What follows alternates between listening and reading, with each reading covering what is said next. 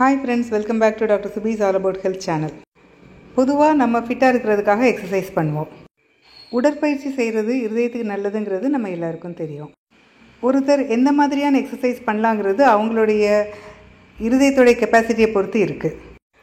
Comorbid conditions, அதாவது சர்க்கரை நோய் இல்லாட்டி உயர் ரத்த அழுத்த நோய் உள்ளவங்களுக்கு வழக்கம் போல் மற்றவங்க மாதிரி எக்ஸசைஸ் பண்ண முடியாது. இருதயத்துடைய கெப்பாசிட்டியை மீறி எக்ஸசைஸ் பண்ணுறது இருதயத்தை ரொம்ப பாதிக்கும். உடற்பயிற்சி செய்யும்போது இருதயம் பாதிக்கப்பட்டிருக்கு அப்படிங்கிறத உணர்த்தக்கூடிய அபாய அறிகுறிகள் என்னங்கிறத இந்த வீடியோவில் பார்க்கலாம் வாங்க.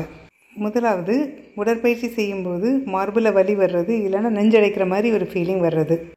இந்த அறிகுறி மாரடை போகிற அறிகுறியாக இருக்கலாம், இல்லைனா இருதயத்துக்கு ரத்த ஓட்டம் குறையுதுங்கிறத இண்டிகேட் பண்ணுற ஒரு அறிகுறி இது. உடற்பயிற்சி செய்யும்போது மூச்சு திணறல் வர்றது, இல்லைனா மூச்சு விடுறதுக்கு சிரமம் ஏற்படுறது இருதய நோயுடைய ஒரு அறிகுறியாக இருக்கலாம். இந்த மாதிரி சிம்டம் வந்தால் உடற்பயிற்சியை தொடர்ந்து செய்யக்கூடாது. சில நேரம் உடற்பயிற்சி செஞ்சு முடித்த உடனே ஒரு தலைச்சுத்தல் வரலாம், மயக்கம் வர்ற மாதிரி இருக்கும். சில நேரம் உடற்பயிற்சி செஞ்சிட்ருக்கும் போதும் இந்த மாதிரி ஒரு ஃபீலிங் இருக்கும்.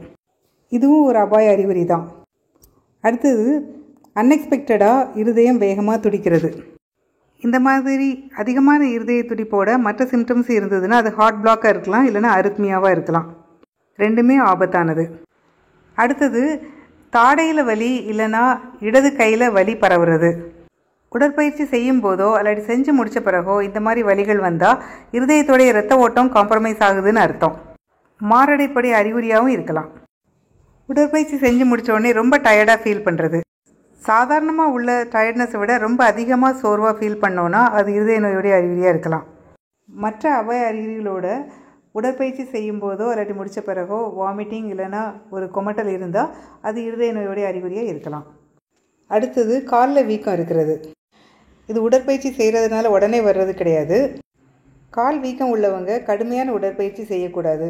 ஏன்னா இந்த கால் வீக்கம் இருதயத்துடைய பம்பிங் கெப்பாசிட்டி குறைவாக உள்ளதுங்கிறதுக்கு ஒரு அறிகுறி. இந்த மாதிரி அறிகுறிகள் புதுசாக வந்தாலோ அல்லது ஏற்கனவே உள்ளது ரொம்ப அதிகமானாலோ உடனே டாக்டரை கன்சல்ட் பண்ணணும். இந்த அறிகுறிகளை நெக்லெக்ட் பண்ணக்கூடாது. கடினமான எக்ஸசைஸ் பண்ண ஆரம்பிக்கிறதுக்கு முன்னாடி ஃபேமிலி டாக்டரோட அட்வைஸ் கேட்டுட்டு எக்ஸசைஸ் பண்ணணும். ஓகே ஃப்ரெண்ட்ஸ், அடுத்த வீடியோவில் இந்த இன்ட்ரெஸ்டிங்கான விஷயத்தோட உங்களை மீட் பண்ணுறேன். Until then, take care, see you, bye bye.